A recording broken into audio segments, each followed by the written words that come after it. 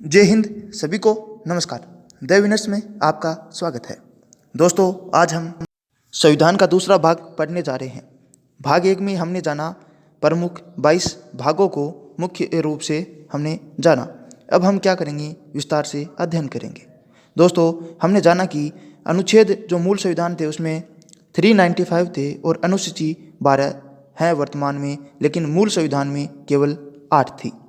दोस्तों, IPC Indian panel code 1860 की है, अंग्रेज़ों के ज़माने की, जिसे भारतीय दंड संहिता कहा जाता है।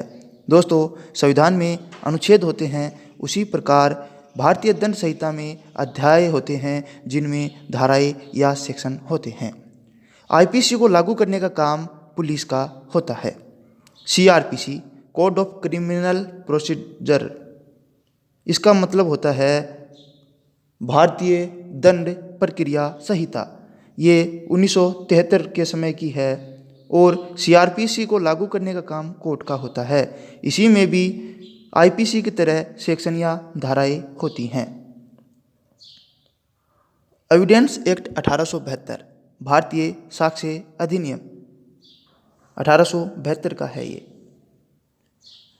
अब हम सभी भागों को एक एक करके पढ़ेंगे। सबसे पहला भाग है भाग एक। भाग एक में 4 अनुच्छेद हैं, अनुच्छेद 1 से 4। भाग एक, the union and it's territory, संघ एवं उसका राज्य क्षेत्र। अनुच्छेद 1 में क्या कहा गया है कि भारत राज्यों का संघ है। अनुच्छेद में ये लिखा गया है भारत अर्थात इंडिया राज्यों का संघ है। यह लाइन मुख्य रूप से आपको देखने को मिलेगी संविधान के अंदर। आपको अनुच्छेद 1 में भारत अर्थात इंडिया राज्यों का संघ है, भारत अर्थात इंडिया राज्यों का संघ है ना। India that is Bharat is A union of states. Bharat किसी भी प्रकार के समझौते का परिणाम नहीं है, यानी भारत का निर्माण किसी समझौते के फलस्वरूप नहीं हुआ है, अर्थात भारत एक अनश्वर संघ है। भारत से कोई भी इकाई अलग नहीं हो सकती। अब हम जानते हैं कि संघ क्या होता है और इसे किस प्रकार अलग अलग देशों ने संघ को परिभाषा को माना है, और कॉन्फेडरल क्या होता है ना। तो अब समझते हैं। फेडरल क्या होता है कि राज्य देश से अलग हो सकता है। यूएसए, दोस्तों यूएसए में 50 प्रांत है और सभी प्रांत आपस में इकट्ठा होकर उन्होंने निर्माण किया है, एक देश का निर्माण किया है, अमेरिका का निर्माण किया है। हाई कोर्ट सुप्रीम कोर्ट में वो लगा करके याचिका लगा करके अमेरिका की कोई भी इकाई उससे अलग हो सकती है। जैसे अलास्का अमेरिका का एक प्रांत है, अगर वो अमेरिका से अलग होना चाहे तो वह कानूनी प्रक्रिया और न्यायिक प्रक्रिया के फलस्वरूप अलग हो सकता है, लेकिन इसके विपरीत भारत में ऐसा नहीं पाया जाता है। अब मैंने पहले बताया दोस्तों कि भारत किसी भी समझौते का परिणाम नहीं है। भारत एक यूनियन है, भारत एक संघ है। यहाँ पे आपको ध्यान रखना होगा कि हमने अमेरिका के लिए जो संघ शब्द का जो इस्तेमाल किया है उसे हम अंग्रेजी में फेडरल कहते हैं। इसका मतलब राज्य अपनी मतलब अलग हो सकता है देश से, लेकिन भारत के लिए हमने यूनियन शब्द का काम में लिया है। यानी दोस्तों देखना कि हमारे संविधान निर्माता कितने समझदार थे।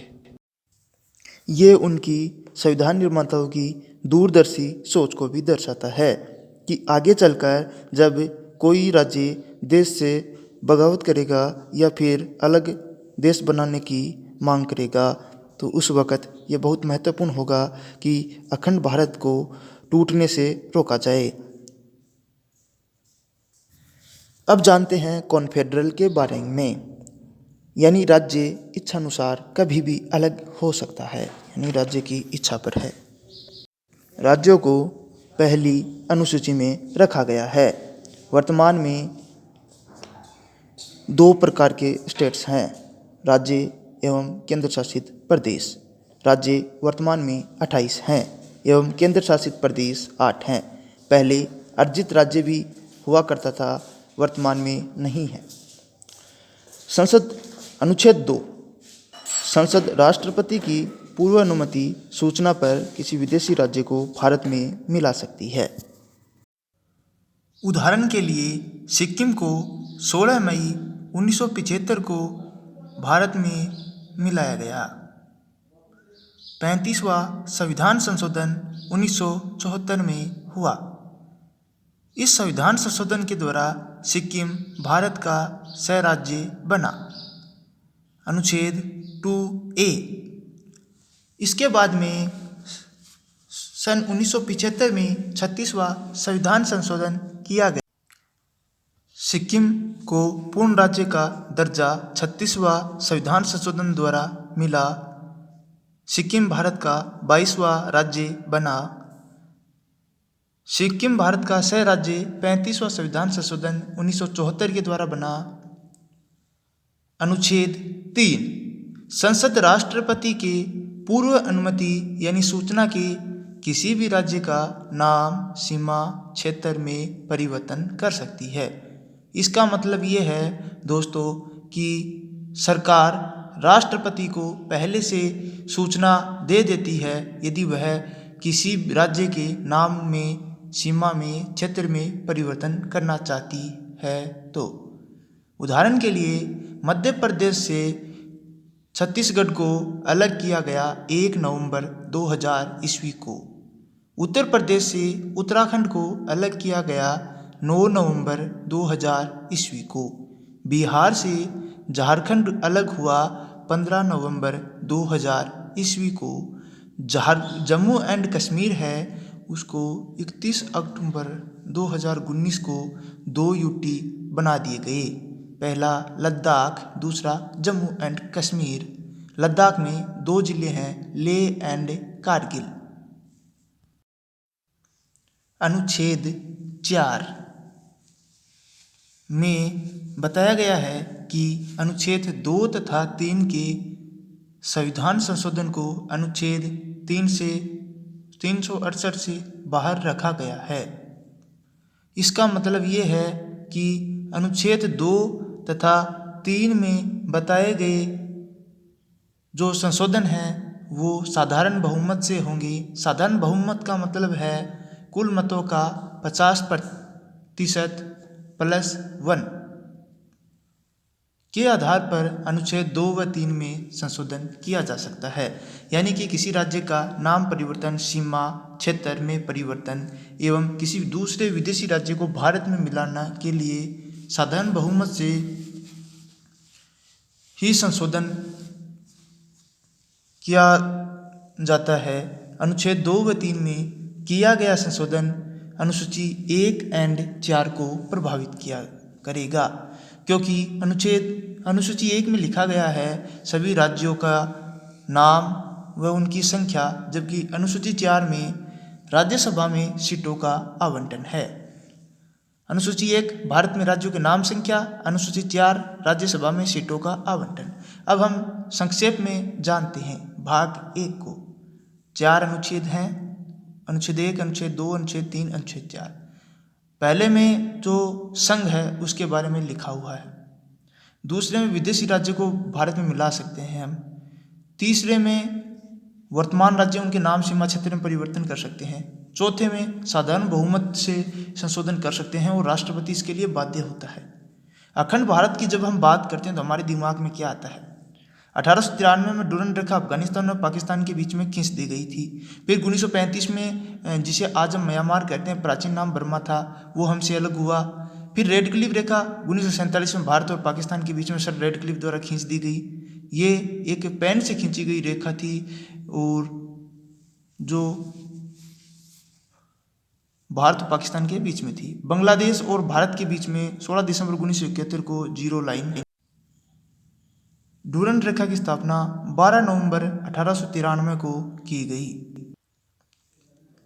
भारत में आज़ादी के समय देश की रियासतों की संख्या 552 थी।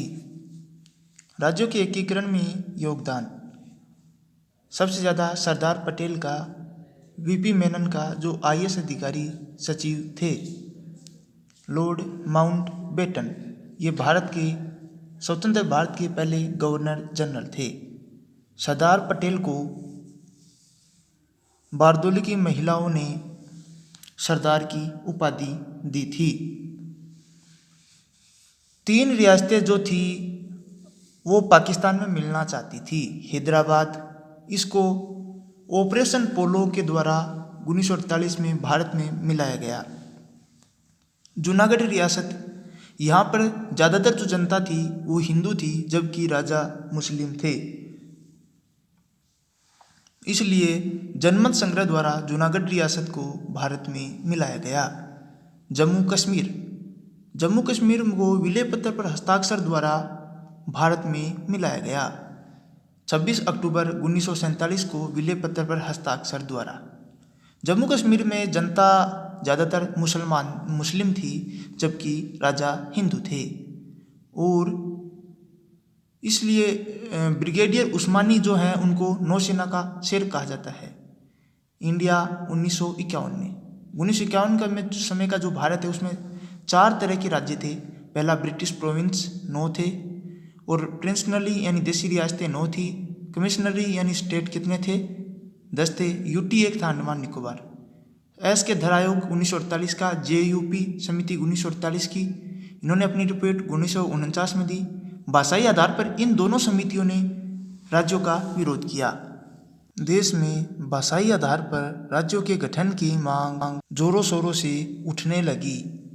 इसी में पेटू श्री रामलू भूख हड़ताल पर बैठ गए, और 56 दिनों की भूख हड़ताल के बाद 1952 में उनकी मृत्यु हो गई। तब जाकर भाषाई आधार पर पहले राज्य का गठन किया गया। तो भाषाई आधार पर गठित पहला राज्य आंध्र प्रदेश।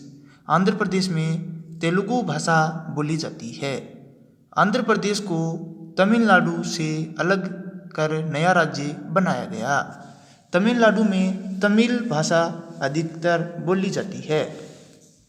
इसके लिए सुप्रीम कोर्ट के जज की अध्यक्षता में एक समिति बनाई गई। सुप्रीम कोर्ट के जज खान बहादुर सईद फजल अली की अध्यक्षता में एक आयोग, फजल अली आयोग बनाया गया, जिसमें 3 सदस्य थे, और जिसका गठन 1953 को किया गया। इसने अपनी रिपोर्ट 1956 में दी, और इन्होंने कहा कि राज्यों का गठन भाषा के आधार पर होना चाहिए, किंतु एक राज्य एक भाषा नहीं होनी चाहिए। 7वां संविधान संशोधन 1956 फजल अली आयोग की सिफारिश को माना गया। राज्य पुनर्गठन हेतु संविधान संशोधन। आपसे पूछा जा सकता है कि राज्य पुनर्गठन हेतु कौन सा संविधान संशोधन है, तो वो 7वां संविधान संशोधन है। प्रारंभ में 14 राज्य थे और 6 केंद्र शासित प्रदेश थे। 1956 का भारत जो कौन कौन से राज्य थे?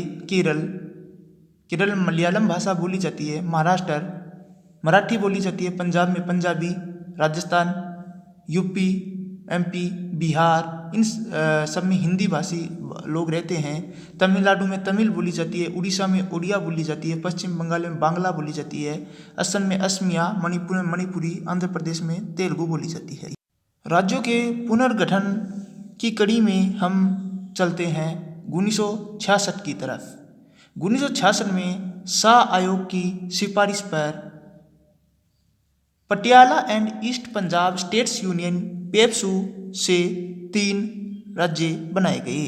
जैसे हिमालय का जो क्षेत्र था उसे हिमाचल प्रदेश कह दिया गया, एवं जहाँ पे हिंदी भाषी लोग रहते थे उस क्षेत्र को हरियाणा कहा गया। पंजाबी बोलने वाले क्षेत्र को पंजाब कहा गया। तमिलनाडु का निर्माण 26 जनवरी 1950 को बना दिया राजकीय गया, भाषा तमिल, जिसे केरल का निर्माण 1 नवंबर 1956 को राजकीय नाम भाषा से मलयालम, हम आज कर्नाटक का निर्माण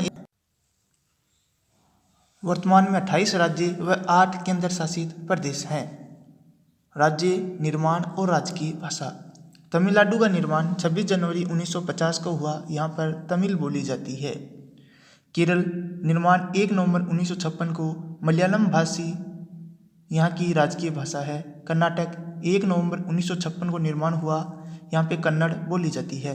गोवा 30 मई 1987 को निर्माण हुआ। कोंकणी भाषा बोली जाती है। महाराष्ट्र 1 मई 1960 को निर्माण हुआ। यहाँ पे मराठी भाषा बोली जाती है। गुजरात 1 मई 1960 को निर्माण हुआ, गुजराती भाषा बोली जाती है।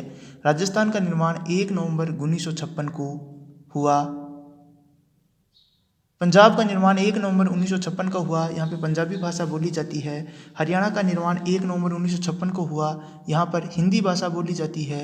हिमाचल प्रदेश का निर्माण 26 जनवरी 1971 को हुआ, यहाँ पे हिंदी भाषा बोली जाती है। उत्तर प्रदेश का निर्माण 26 जनवरी 1950 को हुआ, यहाँ पर हिंदी भाषा बोली जाती है। उत्तराखंड का निर्माण 9 नवंबर 2000 ईस्वी को हुआ, यहाँ पे हिंदी भाषी लोग रहते हैं।